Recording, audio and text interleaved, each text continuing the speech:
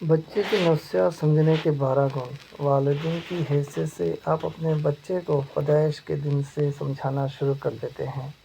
بلا شبہ ایک ذمہ دار والدین کی حیثیت سے یہ آپ کے لیے سب سے ضروری بات ہے۔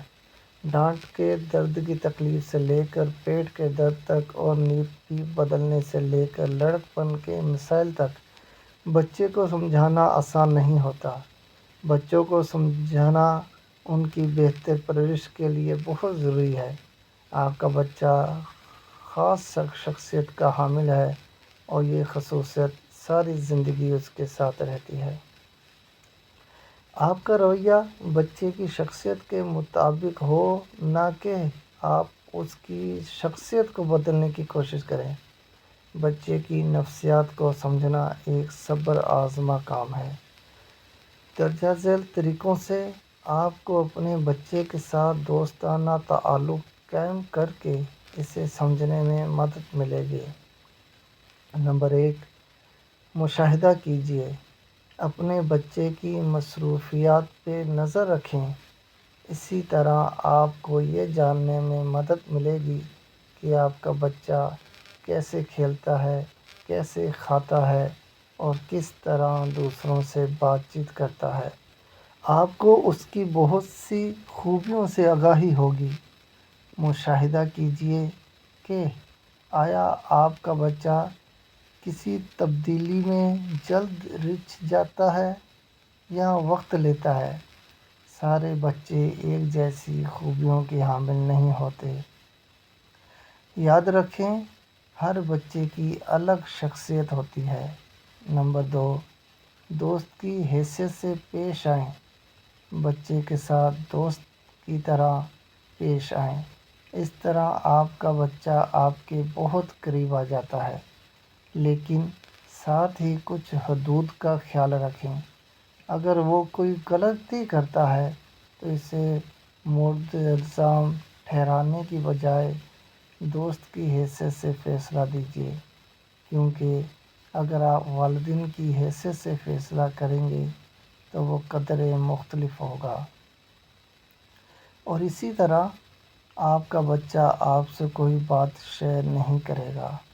صرف یہی نہیں بلکہ اسے بھی موقع دیں کہ وہ آپ کی بات سمجھ سکے۔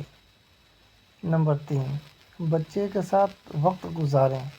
اپنے بچے کے ساتھ زیادہ وقت گزاریں تاکہ آپ اس کو اور اس کے دوستوں کو جان سکیں اور وہ بھی آپ سے اپنے مسائل شیئر کر سکے۔ آپ کتنے ہی مصروف ہوں، اسے تھوڑا وقت ضرور دیں تاکہ اسے پتہ ہو کہ آپ اس کی مدد کے لیے موجود ہیں۔ نمبر 4، بچے کو ذمہ دار بنائیے۔ اپنے بچے کو کم عمری ہی سے اس کی ذمہ داریوں سے آگاہ کریں۔ اگر وہ بغیر گرائے کپ میں دودھ نکالتا ہے یا کھیلنے کے بعد اپنے کھلونے واپس ڈبے میں رکھتا ہے تو یہ اس کے ذمہ دار ہونے کی نشانی ہے۔ اس کی حوصلہ افزائی کریں، اس کی تعریف کیجیے تاکہ وہ اور زیادہ شوق سے اپنا کام خود کرے۔ نمبر 5، بات سنیے۔ اپنے بچے کی بات رد کرنے کے بجائے غور سے سنیں۔ اگر آپ اس سے متفق نہیں تو اسے اپنے خیالات سے آگاہ کریں۔ نمبر 6، اس پر الزام تراشی نہ کریں۔ اگر وہ کوئی غلطی کرتا ہے تو اسے بتائیں کہ اس نے جو کیا وہ صحیح نہیں تھا، لیکن آپ اب بھی اس سے محبت کرتے ہیں۔ نمبر 7، اپنے بچے کو پر اعتماد بنائیں۔ اس میں اعتماد پیدا کریں۔ اگر اس کا اسکول میں پہلا دن ہے تو اس سے اسکول کے بارے میں پوچھیں۔ اس نے اسکول میں کیا پڑھا، اسے اپنا ٹیچر کیسے لگا، اس نے کوئی دوست بنایا یا نہیں۔ اس کا اعتماد بڑھائیں تاکہ وہ دوست بنانے کے ساتھ ساتھ نئے اسکول کا بہتر انداز میں سامنا کر سکے۔ نمبر 8، گھریلو معاملات میں اس کی رائے لیں۔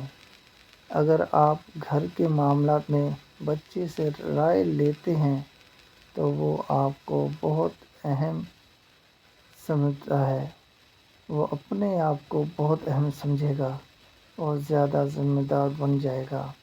گھر کی سیٹنگ ہو یا کمرے کو نئے سرے سے ترتیب دے رہے ہوں، اس میں اپنے بچے کی رائے لیں اور اس میں چھپے منصوبوں پر غور کریں، بجائے اس کے کہ اس کی غلطیاں نکالیں۔ اس طرح آپ کے بچے میں اعتماد پیدا ہوگا اور قوت فیصلہ میں بھی اضافہ ہوگا۔ نمبر 9، بچے کی ذاتی دلچسپیوں سے واقفیت۔ بچے کی پرورش پر دھیان دینے کے ساتھ اس کی ذاتی پسند ناپسند سے بھی واقفیت ضروری ہے۔ اپنے بچے سے اس کے پسندیدہ مضمون، پسندیدہ کھیل اور ٹی وی پروگرام کے بارے میں بات کیجیے یا اس کے ساتھ اس کا پسندیدہ کھیل کھیلیں۔ اس طرح آپ کو اپنے بچے کو سمجھنے میں آسانی ہوگی۔ نمبر 10، اپنے وعدے پر قائم رہیں۔ اپنے بچے سے کیے ہوئے وعدے کو پورا کر کے آپ اس کا دل جیت لیں گے، چاہے وہ ساحل سمندر پر جانے کا ہو یا سپر مارکیٹ کا۔ اپنے وعدے پر قائم رہیے، اس طرح آپ کے بچے میں بھی ایمانداری بڑھے گی۔ نمبر 11، اسے آزادی دیجیے۔ ہر وقت اپنی مرضی چلانے کے بجائے اپنے بچے کو آزادی دیجیے، اسے اس کی پسند کے کام کرنے دیں، لیکن اس کے قریب رہیں تاکہ وہ کوئی غلطی نہ کرے اور ضرورت پڑنے پر اس کی رہنمائی کرے۔ نمبر 12، بچے کو بچہ ہی رہنے دیں۔ بچے سے زیادہ امید نہ رکھیں۔ اگر وہ غلطی کرتا ہے تو اس سے بہت کچھ سیکھے گا۔ اسے کسی کام سے روکنے کے بجائے احتیاط کرنا سکھائیں۔